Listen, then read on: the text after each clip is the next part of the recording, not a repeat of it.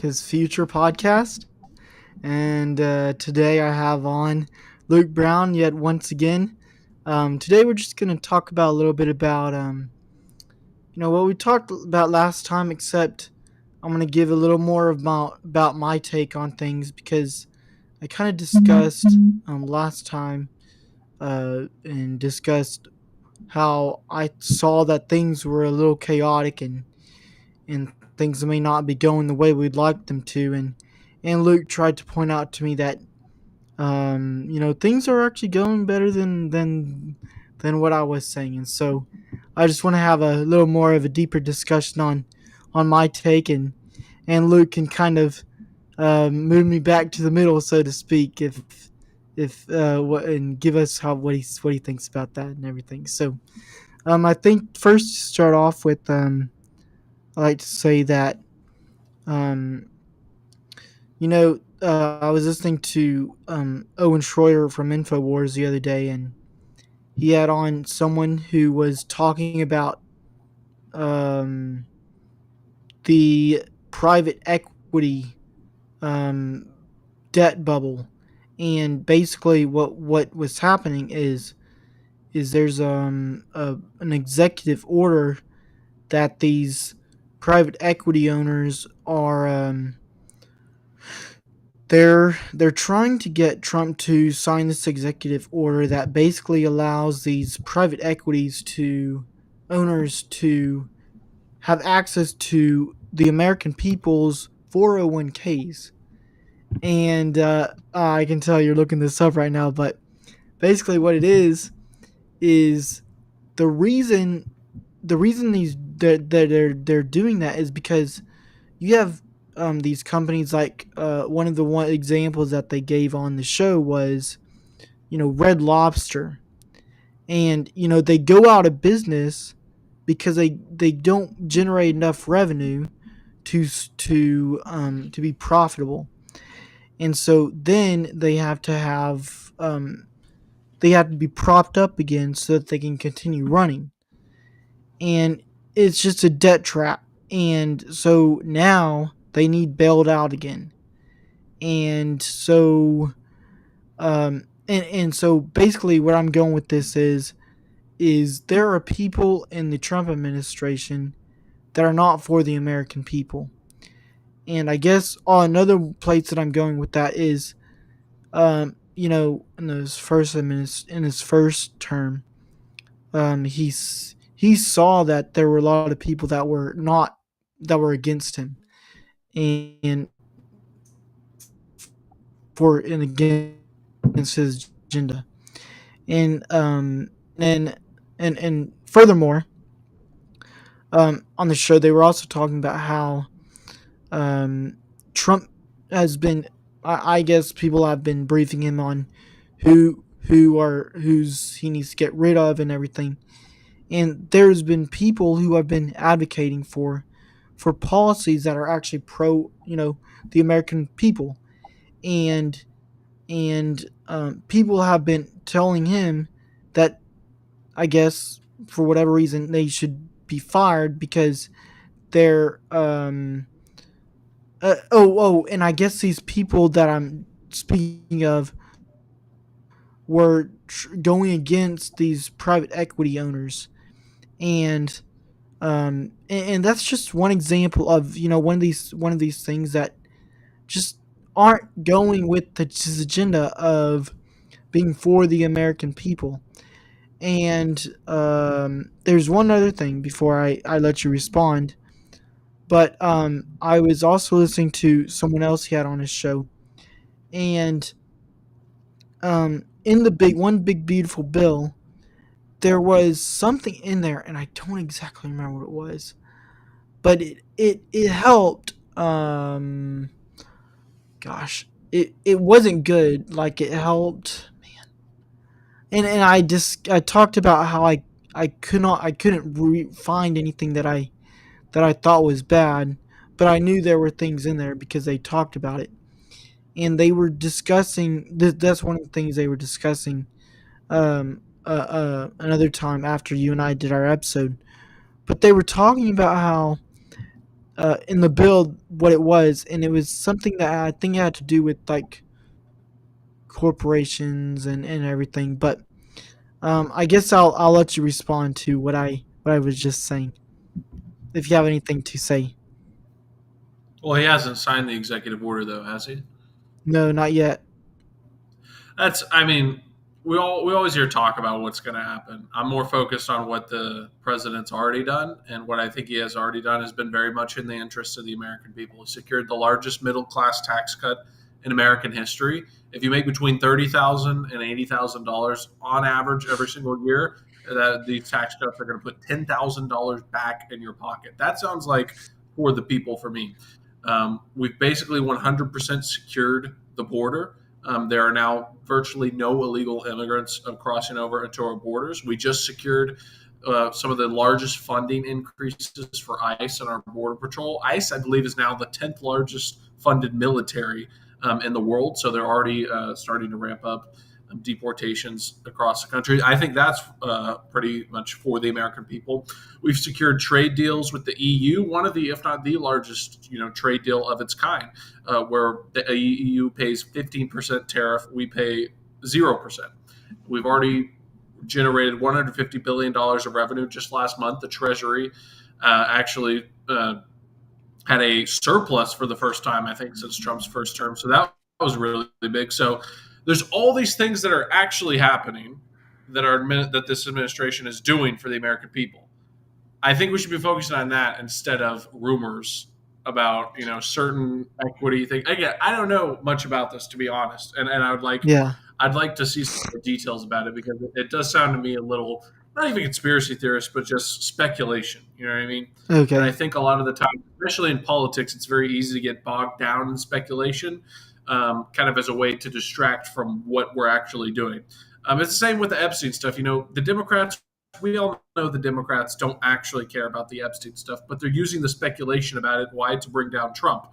And plenty of people on the right are playing into it. So there's a lot of speculation and a lot of rumors in politics. And I think a lot of the times it detracts from the success of the administration right now. Now, the moment that we have something official from Trump, or one of the people comes out and says this, again, if we have more information on this, I think we can talk about and discuss the merits of it. But it's not very speculative to me. And so I think it's hard to say for sure, what the administration's doing, what the people inside the administration are wanting. Now, on your case about, there being people in the administration who are, not for America, I'm sure that's true. I'm sure there are some people in the administration, who aren't amazing. There are some picks that myself wasn't necessarily thrilled with. But I think we have to look on a macro level here and see what the administration is doing. And I think right now the administration is very much being pro for the American people. And I mean, look at the results. Look at what the new economic data that just came out. Especially left-wing economists have been predicting a recession. A recession, it's coming. Trump's tariffs are going to give us a recession. And look what happened. We have positive economic growth. It's shocking all of the economists. No one expected this.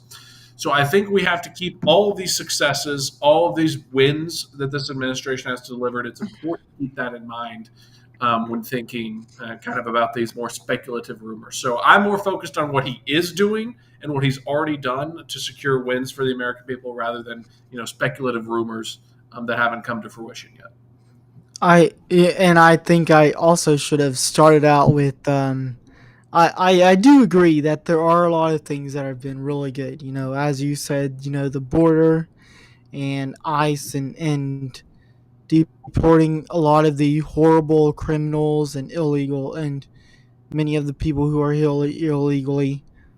Um, but and another thing is, we discussed, and I just want to acknowledge that I agree with you on those points. But one thing that we kind of touched on last time was how they. Sorry, my earbuds coming out. Was how they raised the debt ceiling, and um, and and I kind of pushed back on you a little bit. Like, I think it's ridiculous they did that, and that they did that so that they could just continue to spend and not really worry about the repercussions. And And I still think that that's the reason why, because so that they could just keep sending more money over to um, foreign nations, even if they are our allies.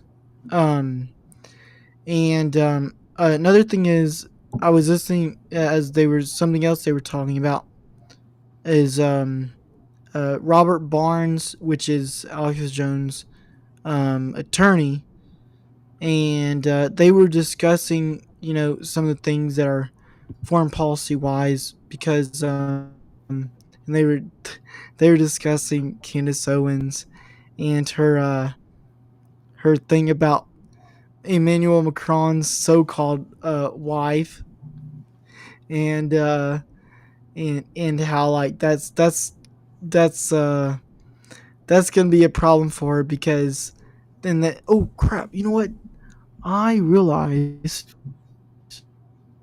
Luke, that I didn't have you up here. Oh, you're good. We had the audio though. There we go. Sorry about that. And and and they were talking about how that's going to be a problem for her, just like Alex Jones had the problem with his Sandy Hook show trial. And look, you can say it wasn't a show trial, but they discussed, and we're kind of going off topic, but I'm just talking about things that I've been hearing, and keep people up to date. But they were talking about how when in like in a show trial, they have all of these like cameras that they use, to make movies and stuff, and it literally is a show trial, so that they can put it on HBO Max, which is what they put this documentary on about Alex Jones, Sandy Hook, and and they were talking about how this whole thing about with Candace Owens going on and on about Brigitte, Emmanuel Macron's wife, um, is going to be another Alex Jones Sandy Hook show trial thing.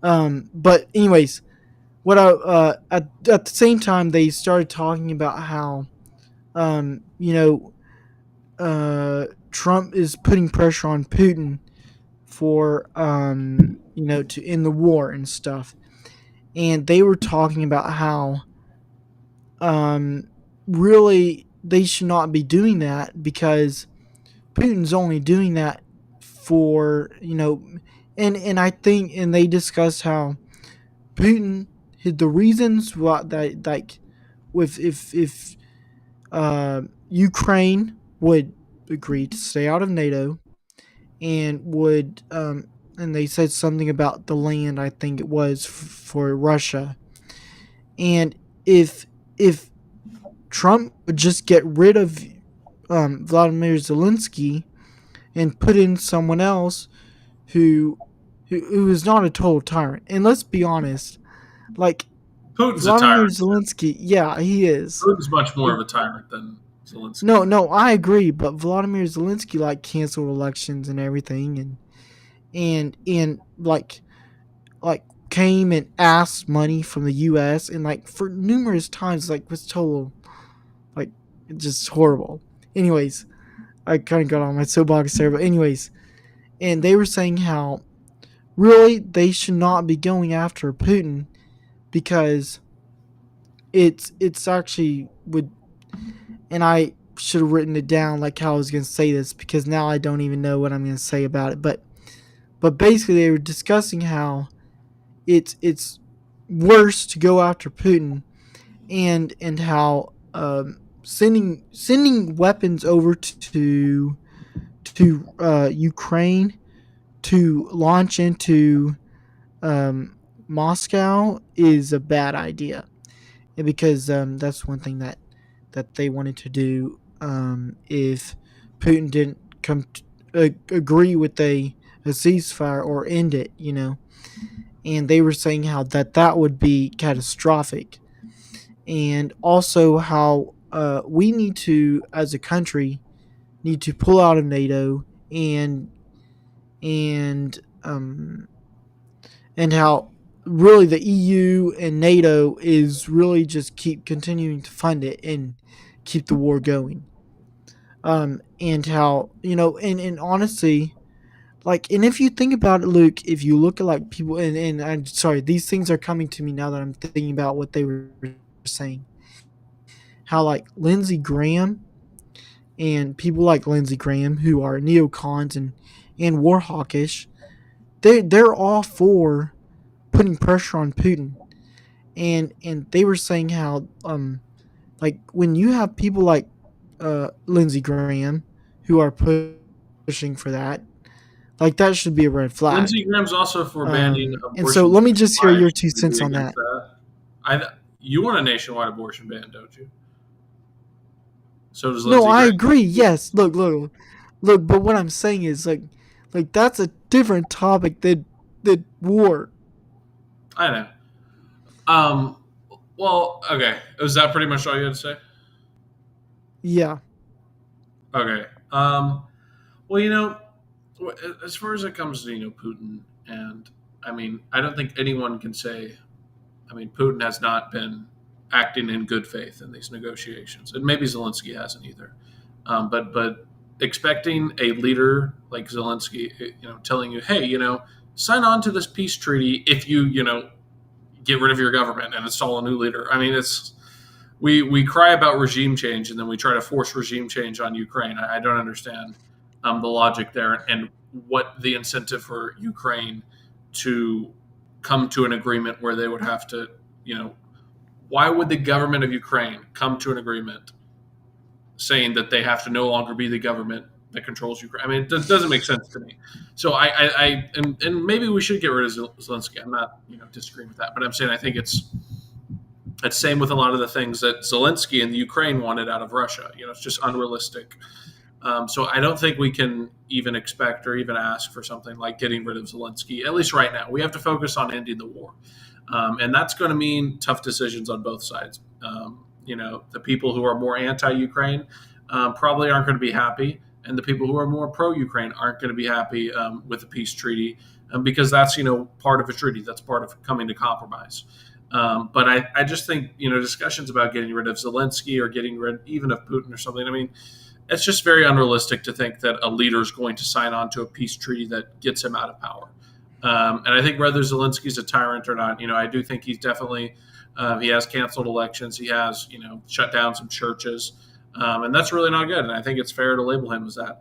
But at the same time, Putin's a brutal authoritarian leader who kills his political opponents, who co-ops the Russian Orthodox Church into supporting him, and has basically turned it into a propaganda wing of the Kremlin, who sends people, that he doesn't like to camps and all that. So Putin is 10 times worse than Zelensky. So I think this sort of outrage over Zelensky, I think, is a little misplaced. But again, I'm not pro-Ukraine or pro-Russia. I just want peace. And I think it is tricky, and it is potentially. I don't know what the effects will be of applying pressure to Putin. But what I do know is that we have not really been applying a lot of pressure to Putin. And where has that gone? He's just agged us on. He's acted in bad faith, and he's had unwilling asks, especially about Ukrainian land and stuff like that. I mean, we can't expect Ukraine to give up part of their country. That's just, it's a very hard negotiation on both sides. And I think, again, as I was saying, both sides are going to have to make some concessions that they don't want. But I think we have to more recognize on the areas of agreement. And again, I'm no diplomat. I don't know these things. And as far as the whole Lindsey Graham thing goes, I mean, okay, Lindsey Graham is pro-Ukraine. Well, but I mean, we have to focus on peace here. I'm not focused on what any singular person thinks.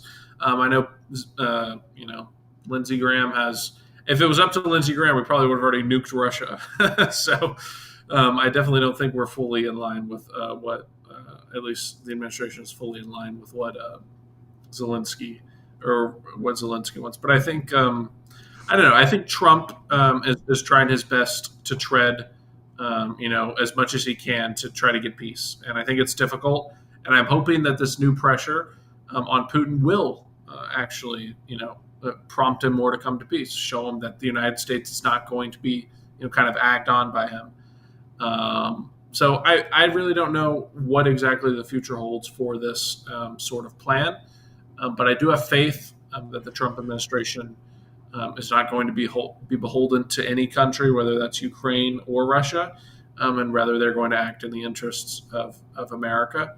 And I think that's what they're doing right now. And I think that's a lot of the reasons why their strategy is unpredictable. You can't really place the Trump foreign policy in a strictly neocon box, in a strictly, isolationist box.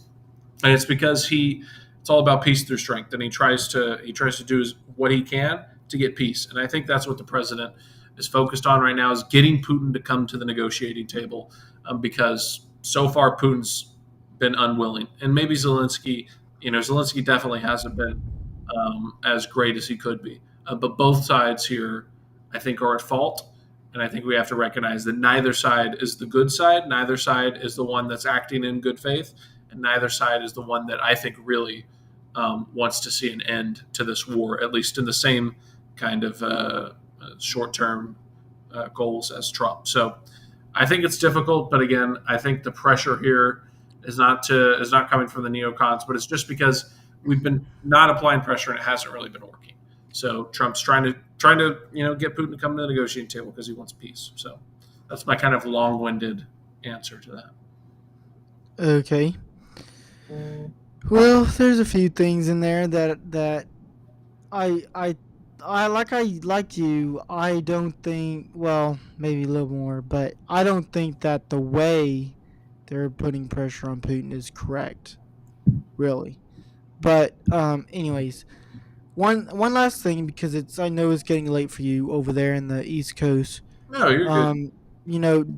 We touched on how there's like people decrying all this anti-Semitism and everything, and I heard today that the ADL, Anti-Defamation League, and who's the other one? Anyways, they're putting, or no, maybe it was somewhere in San Marcos. Oh, I don't remember. Anyways, but they put forward a bill that was bipartisan support, and it has what I'm trying to get at here is, you said we're not beholden to any country, and my argument right now is that I think that we are maybe not beholden to Israel, but at least heavily influenced by them. And this anti-Semitism, going after anti-Semitism, like they're trying to pass a bill, and maybe it's not in a federal bill, but it's somewhere that they're trying to make it where their social media companies, if they don't go after anti-Semitism, then, and they don't report it, then they fine them like $5 million a day or something like that. It's some ridiculous number for however long. And then they pointed out that why that goes against the First Amendment, the free speech, and because like you can't, just because it's against, might be anti-Semitic, there's nothing that says, I mean, yes, obviously it's wrong and we don't agree with it, but if you go if you try and suppress it and you go after people for doing that, what does that say? That's not free speech, you're going against speech, and it's no longer free. And I guess where I'm going with this, Luke, is I discussed how people are fed up with this anti-Semitism garbage, and people are fed up with Israel, because look, Israel has done some horrible things in Gaza, and people are starving over there, and people are just fed up with Israel, and Israel is committing political suicide. Who I think is very fed up with Israel is President Trump. He just called. I know when they bombed accidentally bombed the Catholic Church there in Gaza. I mean, according to reports we had, he called and was outraged. He, during their bombing campaign of Iran, had ordered them to send back their planes. Even just a few days ago, Trump said there's real starvation in Gaza, and he's actually now trying to get aid into Gaza. So I think The as far as president, Saudis, yeah, I think the as far as Saudis dropped it. yeah, I'm not saying the plan, necessarily worked out or anything, but I'm saying Trump has he sympathizes with this, and I think we can sympathize, and I think we can have real concern about what's going on in Gaza because it's not good. Um, but yeah, I agree with you that I think there is kind of a lot of people that are fed up with kind of anti-Semitism being used anytime you criticize the state of Israel or anything like that, and I think that's we need to be better about that. Now, as far as the hate speech and all that, I'm not 100% sure, or I guess I don't know the 100% details of what you're talking about, but I do know, yeah, I mean, even something like hate speech is protected by the First Amendment. Now, private companies have the right to censor that if they want. Obviously, if you went on Instagram and posted the N word or something, you'd get banned, and that's okay. But yeah, pressure from the government is a little different, and I think we have to tread very lightly on that because it's a slippery slope. When we start, it's just like what have happened in other countries like the UK. When you start, labeling something hate speech, then where does it stop? Anything can become hate speech, like criticizing mass migration, things like that. That can be labeled hate speech, which is clearly not. It's just concern, for your country. So I think a lot of people on the right are definitely right to point out that there's a lot of this sort of strange and sort of kind of not needed, claims of anti-Semitism when there's really not. So I sympathize with that, and I think that's all fine. But we also have to recognize, again, going back to the whole, is the United States beholden to Israel? And we have to recognize kind of why we're allies with them in the first place. They're really the only democracy and U.S. aligned country in the Middle East, at least in the area they're in.